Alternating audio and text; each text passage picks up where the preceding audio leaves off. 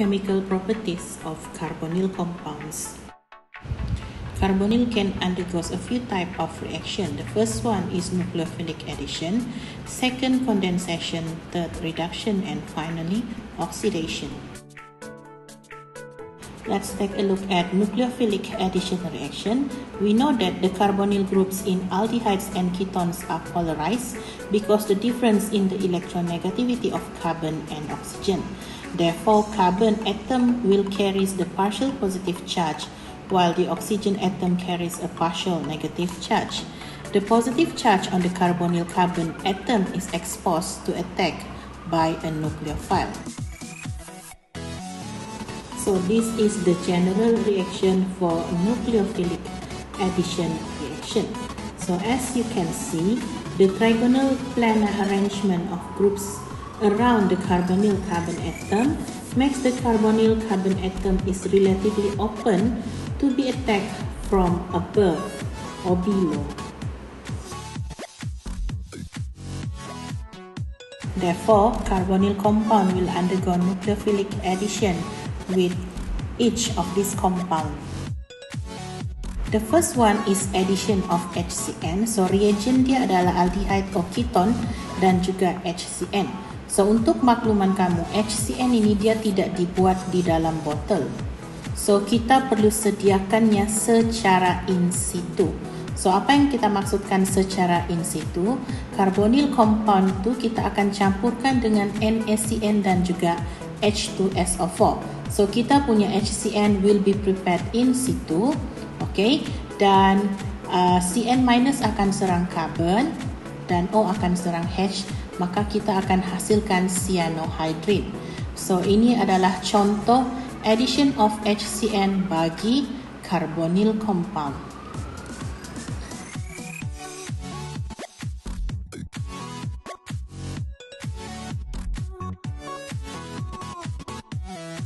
Okay, the second reaction is addition of sodium bisulfite NaHSO3. So reagent dia aldehyde or keton dan juga NaHSO3 dan produk kita adalah bisulfite salt.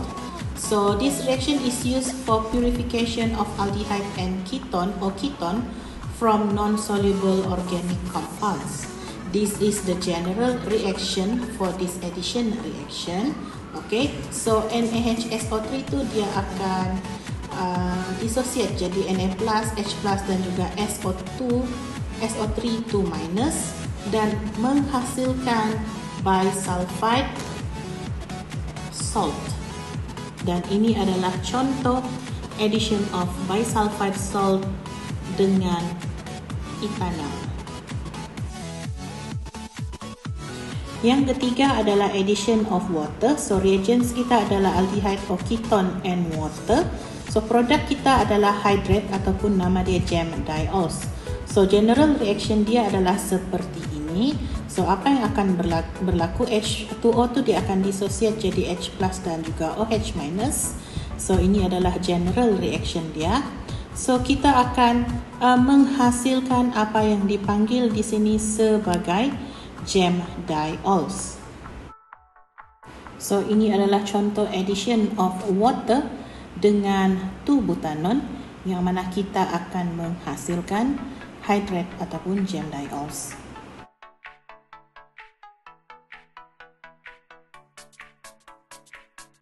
Seterusnya kita tengok pula addition of alcohol. So aldehyde will react with one equivalent alcohol to form hemiacetal. So what will happen? ROH itu, H dengan RO dia akan terputuslah, RO minus dan juga H+.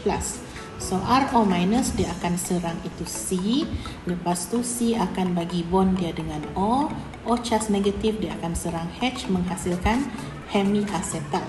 Okay, manakala keton akan react dengan equivalent alkohol untuk menghasilkan hemiketal. So sama juga macam tadi, tindak balas dia akan berjalan macam tadi. So kita akan dapat hemiketal. So kalau hemiacetal dan juga hemiketal dalam acidic solution ini dia react further, dia akan hasilkan apa yang kita panggil sebagai acetal dan juga ketal. seperti yang ditunjukkan di dalam rajah di bawah ini.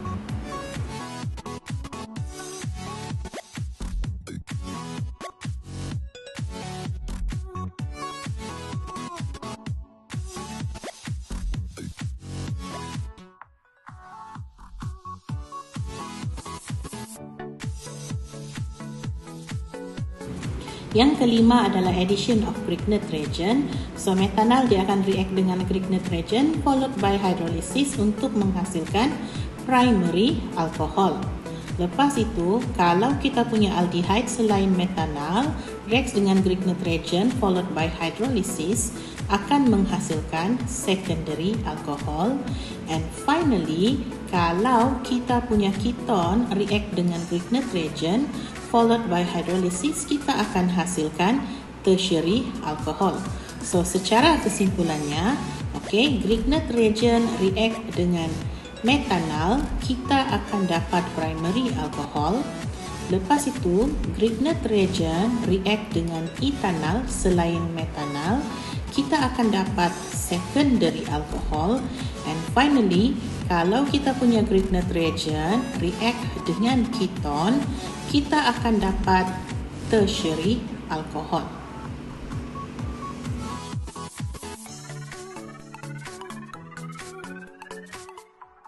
Yang keenam adalah reduction.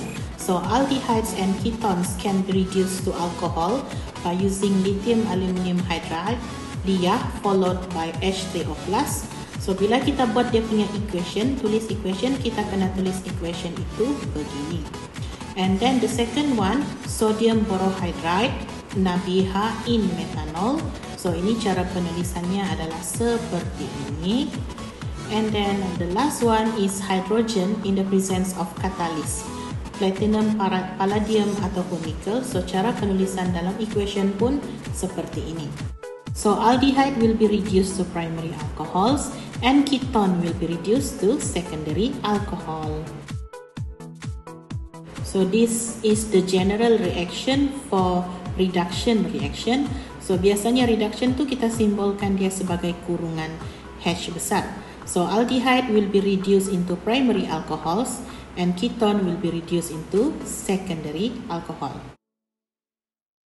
And this is a few examples. So the first example kita ada propanal. So propanal undergoes reaction with LiA followed by hydrolysis. So dia akan hasilkan primary alcohol. And then di sana kita ada 2-butanon. Undergoes reaction with hydrogen in nickel. So dia akan hasilkan secondary alcohol. Sekarang kita tengok second type of reaction, condensation with ammonia derivatives. So condensation reaction is a chemical reaction in which two molecules combine to form a larger molecule with the elimination of smaller molecules such as water, ammonia or HCl. So ammonia derivatives are compounds that has substituent in place of one of the hydrogens of ammonia. Sebagai contohnya, ini adalah molekul ammonia. So ammonia derivatives adalah apabila salah satu H itu kita gantikan dengan substituen yang lain. Sebagai contohnya alkyl, OH ataupun NH2. So di sini kita ada RNH2 iaitu primary amine. Lepas tu kita ada hydroxyl amine dan kita ada hydrazine. So ammonia and its derivatives react as nucleophile with carbonyl compounds to form imines. Imines ni C double bond N. C triple bond N adalah cyano. So the process involve addition reaction followed by dehydration. So ini adalah tindak balas condensation bagi ammonia derivatives. Yang pertama addition dan kita akan hasilkan unstable intermediate. Kita panggil sebagai carbinol amine. So sebab dia unstable, dia akan undergoes elimination. So dalam proses elimination ini, OH dengan H dia akan remove. So kita akan hasilkan di sini iaitu imine dan juga 1 mol air. So biasanya Carbinol amine ataupun unstable intermediate tu kita tidak akan tunjuk. So ini adalah general reaction yang kita akan tunjuk jika diminta di dalam soalan. So bila aldehyde reacts dengan ammonia ataupun dia punya derivatives, H2 akan dibuang bersama-sama dengan O, okey, untuk menghasilkan 1 mol air, dan itu N dia akan terus attach pada double bond di sana untuk menghasilkan imine.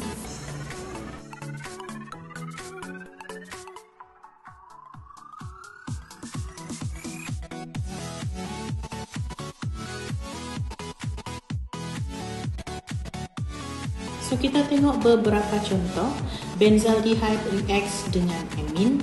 So kita tahu amine dia punya molecular structure adalah NH3. So what will happen?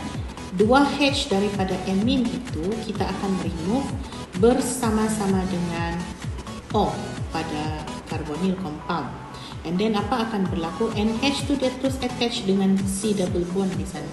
So kita akan dapat produk imine. Okay, kita tengok pula contoh yang kedua.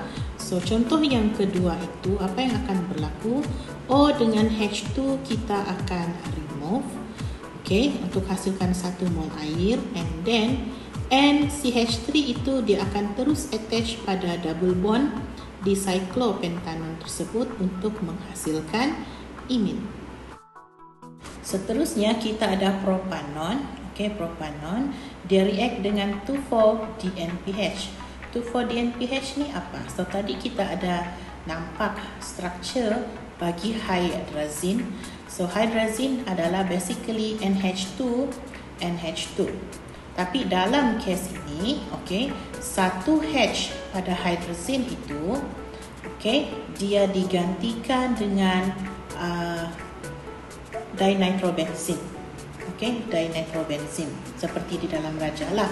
So dia punya nama sekarang adalah 2,4-dinitrophenyl hydrazine, ataupun kita ringkaskan dia sebagai 2,4-DNPH. So apa yang akan berlaku bila propanon reacts dengan 2,4-DNPH? Sama saja macam tadi.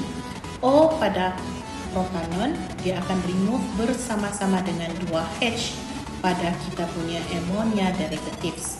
So bila O dengan H dan H itu remove, kita akan hasilkan 1 mol air. And then what will happen next? Itu N dia terus sambung pada kita punya double bond untuk menghasilkan apa yang kita panggil sebagai 2,4-dinitrophenyl hydrazone. Okay, yang mana ini, okay, dia akan menghasilkan yellow or orange precipitate. Dan tindak balas ini kita panggil sebagai Brady's test, iaitu identification test for carbonyl. Kita akan tengok dalam next video. And finally, okay, oxidation. So aldehydes are easily oxidized to carboxylic acid by strong oxidizing agent such as chromic acid and potassium permanganate. Kenapa? Sebab kita punya aldehyde pada H. Okay, tapi ketones are resistant to oxidation because they do not have hydrogen attached to the carbonyl compound. So ini structure ketone. Ketone tiada H, meaning to say ketone cannot be oxidized. So for oxidation, the reactants will be aldehyde. Reagent dia adalah hot acidified KMnO4, K2Cr2O7, Na2Cr2O7 ataupun CrO3. Dan produk kita adalah carboxylic acid. And this is the general reaction for oxidation. So kalau kita tengok contoh di sana, propanal, bila kita oxidize, kita akan dapat propanoic acid.